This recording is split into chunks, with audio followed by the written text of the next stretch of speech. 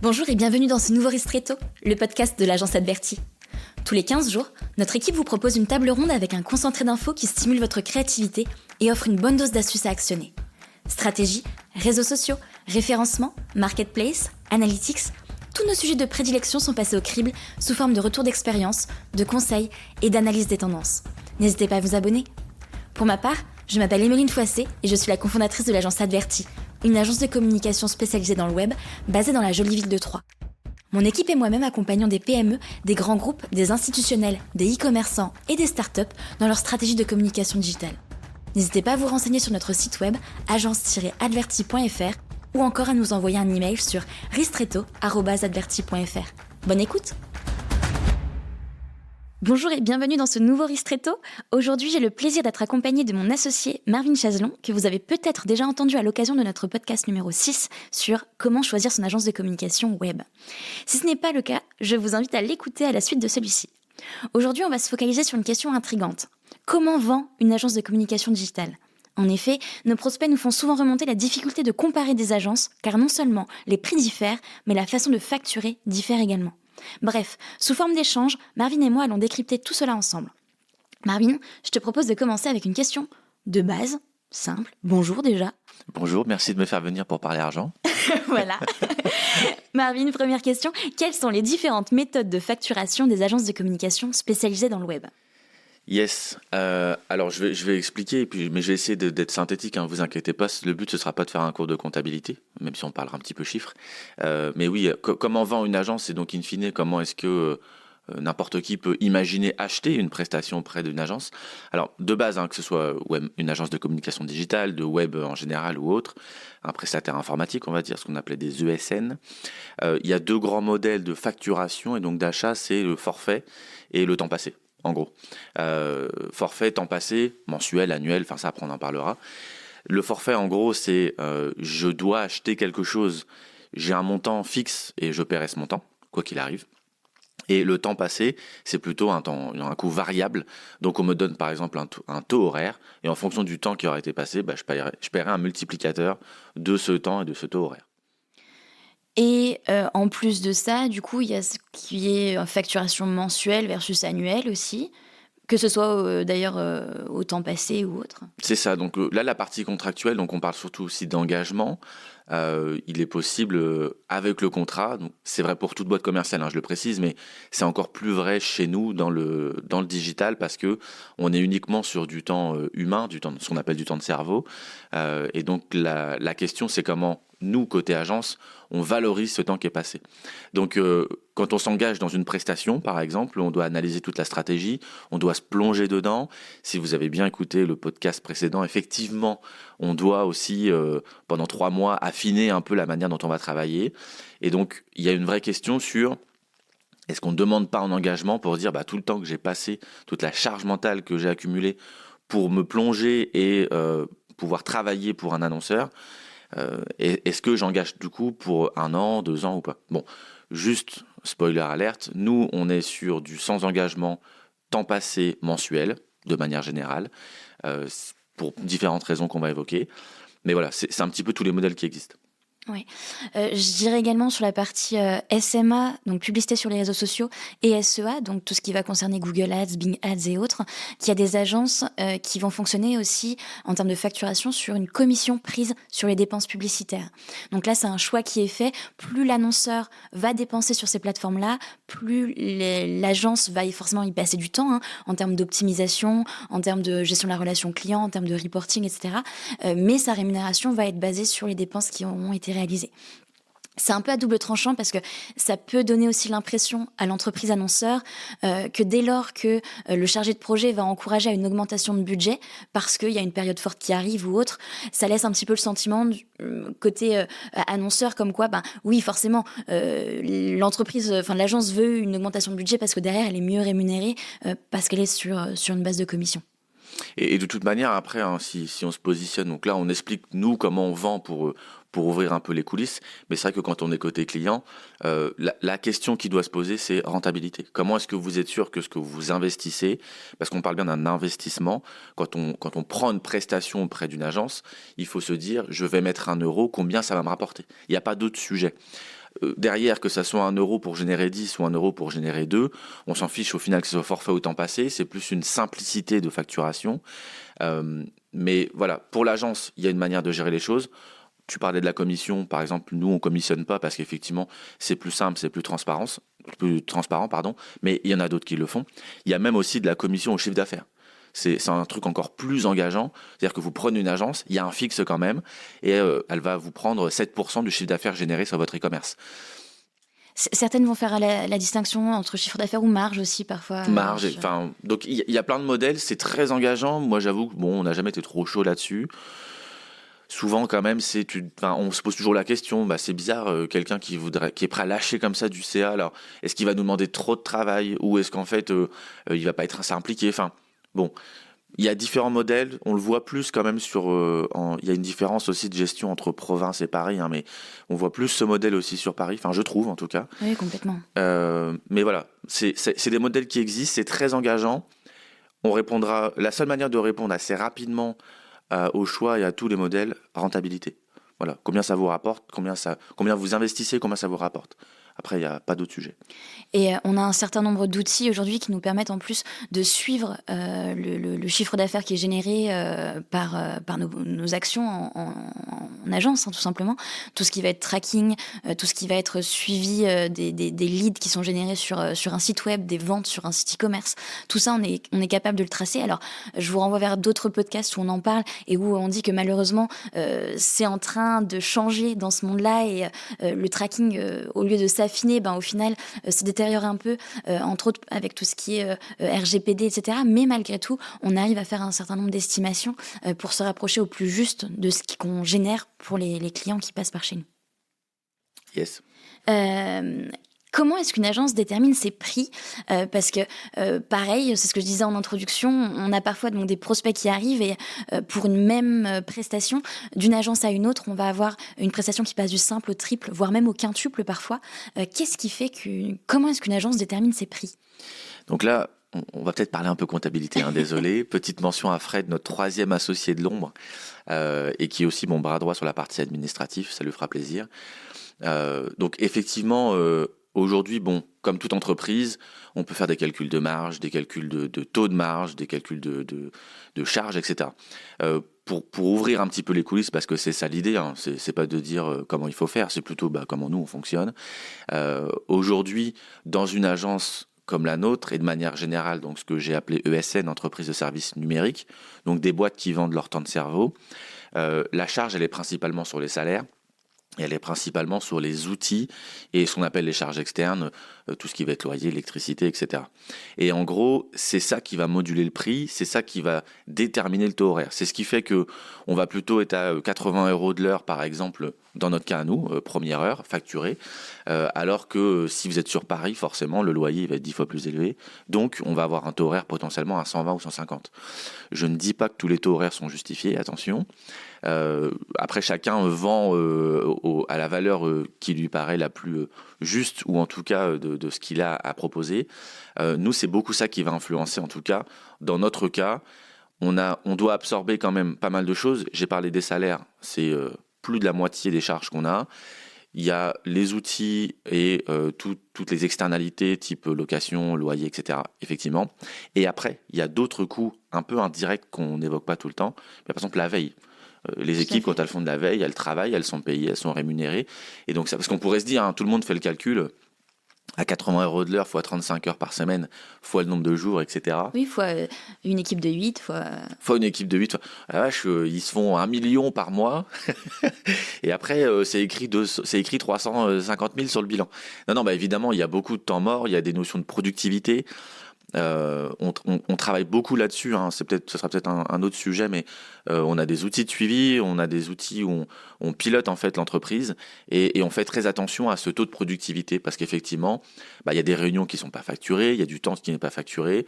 On est voilà. Un nouvel outil qui débarque, un Google qui nous dit en fait Universal Analytics c'est fini, désormais c'est GA4, c'est clairement 8 personnes qui doivent se former sur un nouvel outil et pour ça personne ne va nous payer en fait, c'est l'évolution naturelle de notre métier. Si on ne le fait fait pas, on devient périmé sur notre secteur et les clients attendent de nous qu'on soit dans l'anticipation de ce genre de changement. Donc typiquement, ça va être X heures de formation par personne sur un nouvel outil et ça, infacturable. Je ne sais pas si le terme existe, mais on va l'employer. On l'a compris. Donc oui, complètement.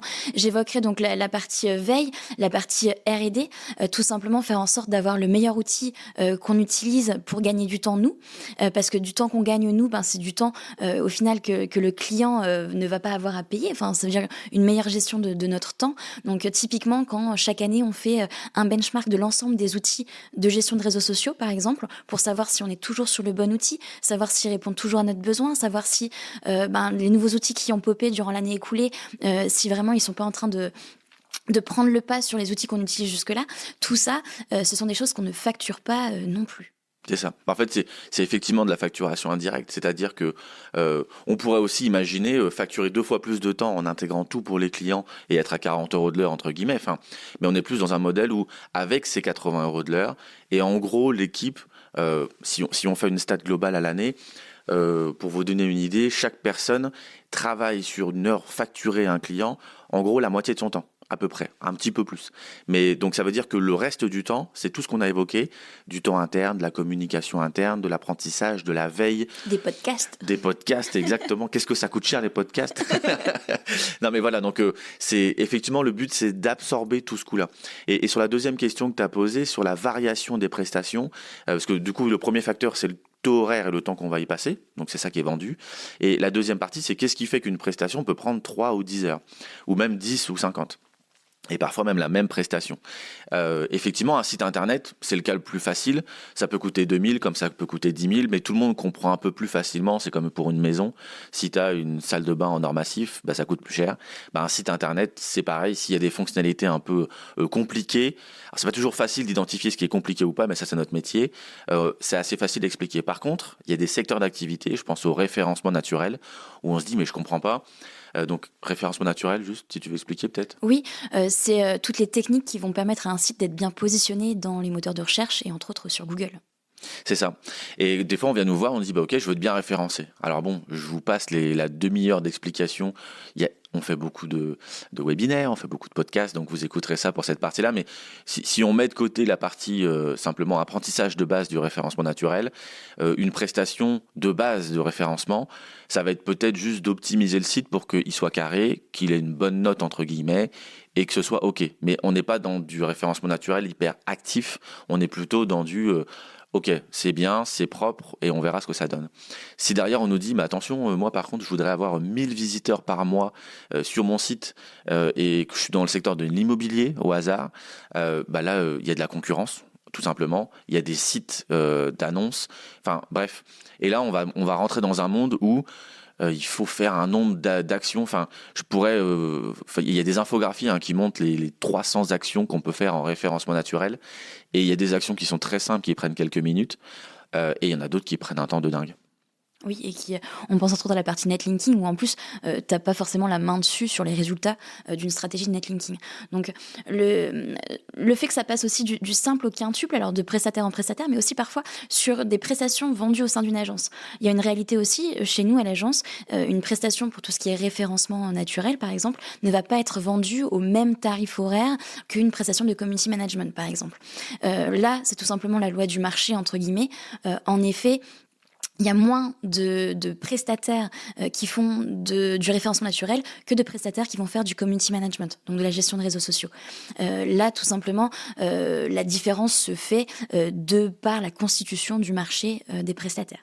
Non, et puis il y a un risque, il y a une connaissance à avoir, il y a des compétences à avoir. Ça nous demande, mine de rien, aussi beaucoup d'efforts, comme tous les pôles, mais c'est un suivi qui est important. Enfin, voilà, donc c'est indirectement impacté en fait sur le coût des prestations relatives. Quels sont les pièges potentiels que les auditeurs et les auditrices qui nous écoutent peuvent éviter quand elles sollicitent des agences ? Alors, vu qu'on est sur la partie budgétaire, le premier qui me vient en tête, c'est l'engagement. Ouais, non mais oui, clairement. Voilà. Ne partez pas avec des agences qui vous engagent sur 12, 24, voire 36 mois. Ça, c'est le premier point, oui. Sur un an, je peux le comprendre, hein. Enfin, je veux dire, ça se discute. Oui, et sur la partie, référencement naturel, d'ailleurs, nous, on engage. C'est C'est vrai. le seul pôle sur lequel on engage au sein de l'agence. Mais parce qu'en fait, là, l'idée, c'est de faire comprendre aux clients que les fameux 3 mois qu'on évoquait à plusieurs reprises dans d'autres podcasts, en mode on va comprendre comment fonctionne le client, etc. Quel que soit le cas, c'est pas suffisant pour voir des résultats. Vous allez peut-être voir une amélioration et c'est chouette, tant mieux. Mais par contre, en général, ça se fait déjà plus sur 6 mois, 12 mois. Donc, on engage pour faire comprendre aux clients que c'est une relation long terme qui va se construire avec nous. C'est ça. Et en deuxième, je dirais la propriété. Donc l'engagement, attention à pas signer un contrat qui vous engage sur un truc. Si ça se passe bien, tant mieux. Et si ça se passe mal, c'est très compliqué. On en voit beaucoup. Et la propriété, c'est surtout vrai sur les sites web. On l'a très peu vu sur des pages de réseaux sociaux ou autres, mais bref. Je vais pas vous dire d'être parano, d'avoir accès à tout, d'avoir un accès admin à tout, etc. C'est pas le sujet. Enfin, à un moment donné, s'il y a un conflit, c'est pas comme ça que ça se réglera de toute manière. Mais en tout cas, il existe des prestations où vous payez, entre guillemets, ou ne payez pas un site internet, en tout cas vous l'utilisez, et le jour où vous changez de prestataire, vous n'avez plus le site. Vous n'avez plus le site et parfois même vous n'avez plus l'accès au nom de domaine. C'est-à-dire que le nom de domaine est gardé par l'agence initiale et là, tous les efforts de communication que vous avez fait pour la promotion de votre site web tombent à l'eau. Je pense entre autres à vos supports de communication print qui doivent être refaits. Je pense entre autres à votre référencement naturel sur lequel vous avez capitalisé durant des années et qui est lié intrinsèquement à votre nom de domaine. Tout ça tombe à l'eau. Effectivement, donc c'est à vérifier, c'est assez facile de s'en protéger, entre guillemets, une fois de plus sans être parano, c'est-à-dire de savoir qu'il y a l'adresse mail qui est mise en adresse de récupération ou autre, avoir un contrat, si tout simplement, demain quand le contrat est clair et bien stipulé, enfin que les mentions sont bien stipulées, avec une action, un courrier d'avocat ou autre, ça se règle assez rapidement. Donc, par contre, là, je j'évoque pas le cas où il y a vraiment un conflit entre deux acteurs, hein, ça c'est autre chose après, mais dans le cas où les choses doivent bien se passer et qu'on est juste sur une fin de contrat, il y a moyen de se protéger assez facilement. L'autre cas qu'on a déjà vu passer aussi, ce sont des agences qui, en général, plutôt des agences spécialistes, qui vont faire de l'automatisation, par exemple, de contenu. C'est-à-dire qu'en gros, supposons que vous êtes un cabinet de notaire ou même des agents immobiliers, une agence immobilière. Typiquement, ces agences vont avoir développé un outil en interne qui va leur permettre de pousser du contenu sur les réseaux sociaux, mais qui va être identique pour l'entièreté de leurs clients. Bien évidemment, c'est un comportement que nous, on n'encourage pas à l'agence, forcément. Le contenu sur les réseaux sociaux ou même le contenu sur votre blog ou ce genre de choses doit être unique, doit être rédigé en accord avec vos valeurs, en accord avec ce que vous souhaitez valoriser et ne doit pas être redondant avec ce que d'autres entreprises peuvent mettre sur ces mêmes canaux de communication. Donc, c'est aussi la raison pour laquelle parfois vous avez des agences spécialistes qui proposent des tarifs au final très bas, relativement bas. Alors, ça peut être surprenant parce que ils sont spécialistes, donc en fait vous vous dites je suis censé payer plus cher le côté spécialiste. Ils ne connaissent que l'immobilier, ils ne connaissent que la restauration, mais à côté vous avez un tarif qui est vraiment très accessible. Bon là, il faut que ça puisse vous mettre la puce à l'oreille, comme quoi il y a quelque chose qui ne va pas et comme quoi en effet ce sera peut-être du contenu dupliqué d'entreprise en entreprise. Autre petite astuce pour les détecter, typiquement, ça va être souvent des articles de blog qui vont être relayés avec un aperçu généré automatiquement sur les réseaux sociaux, avec un texte assez court, plutôt limpide, plutôt sans patte particulière sur vos réseaux sociaux. Et là, vous pouvez vous dire, oui, il y a peut-être quelque chose qui cloche. Je vous encourage aussi à regarder le portfolio de ces agences-là, justement à aller regarder pour quelles entreprises elles travaillent et à aller regarder les réseaux sociaux de ces entreprises-là. Ouais, carrément. Alors après, il y a peut-être, il y a des fois où ça pourrait, entre guillemets, alors j'ai adapté peut-être pas le bon terme, mais où ça pourrait suffire, on va dire. Je vais prendre l'exemple d'avocat, imaginons. Mais il faut être conscient de ce que ça implique. C'est-à-dire que de prendre une agence comme ça qui fait du push automatique de contenu, si c'est parce que vous avez un site internet, que vous en fichez, que vous voulez qu'il existe et qu'il y ait un peu de contenu, à la limite, pourquoi pas. Enfin, c'est juste que ça sert pas à grand-chose. Faut juste être cohérent et être conscient de ça. Donc en fait, il y a quand même peu de cas parce qu'en général, quand on cherche à faire de la communication, c'est qu'on veut une action et un retour sur investissement. Là, ces agences-là, pour nous, en tout cas, de notre fenêtre, oui, ça fait un peu de présence, un peu de contenu, et puis c'est tout. On pourrait limite parler un peu de notoriété, mais pas plus. Tout à fait. Marv, est-ce que tu veux ajouter quelque chose sur ce sujet ? Ouais, juste rapidement, parce qu'on est passé vite sur les abonnements, pour vous donner un exemple concret. On tombe quand même vraiment chez des clients ou des prospects qui nous disent je suis engagé sur un contrat de 3 ans, 36 mois, à 700 € par mois, et ça comprend mon site et un peu de communication. Parfois du référencement. Mais alors, ils ne savent pas du tout Et il n'y a pas de détails. quel type de référencement. On ne sait pas ce qu'il y a dedans, c'est n'importe quoi. Et donc ça, voilà, c'est l'exemple qu'on donnait tout à l'heure, c'est pour vous donner un cas concret, ça existe. Nous, quand on débarque, vraiment, il n'y a pas de solution. C'est-à-dire qu'on arrive, on dit, c'est quand la fin de l'engagement ? Souvent, ils doivent envoyer un courrier en recommandé, papier, fax, je sais pas quoi, 4 mois avant. Enfin bref. Et voilà, juste faites le calcul, 700 € x 36, on est presque à 30 000 balles, ce que vous auriez pu faire avec. Et souvent, dans ces contrats-là, vous n'avez pas le site. Donc voilà, c'est un exemple concret, on le rencontre, pas tout le temps, mais régulièrement. Je sais pas, même pas si c'est des pratiques abusives, en vrai, je me rends pas compte. Mais en tout cas, vraiment, ça n'a aucun intérêt. C'est pas le genre de pratique qu'on cautionne, et il y a des meilleures solutions. Et c'est pas forcément qu'avec nous, mais même 30 000 € sur un freelance, enfin, je veux dire, toute la somme de travail qu'il pourrait faire, on en a parlé dans l'autre podcast. Voilà, c'est pas pour nous vendre nous, mais il y a un vrai sujet. Tout à fait. Super. Merci Marv d'avoir été présent avec moi pour ce podcast. C'était ton deuxième ristretto, si je ne m'abuse. Yes. Je pense que le monde des agences est un peu moins flou pour les auditeurs et les auditrices qui nous écoutent. En tout cas, n'hésitez pas à nous solliciter sur nos réseaux sociaux si vous avez des questions, que vous souhaitez prolonger ce débat, ou même si vous avez tout simplement des remarques à nous faire. Pour ma part, je vous dis à dans 15 jours. Voilà, notre podcast est terminé. Si celui-ci vous a plu, n'hésitez pas à nous laisser 5 étoiles sur votre plateforme d'écoute préférée. Cela nous sera d'une grande aide pour faire connaître ce podcast à un maximum de monde. Vous avez des questions ou souhaitez échanger avec nous sur le contenu de ce podcast ou toute autre chose ? N'hésitez pas à nous contacter via nos réseaux sociaux ou sur ristretto@adverti.fr. À très vite.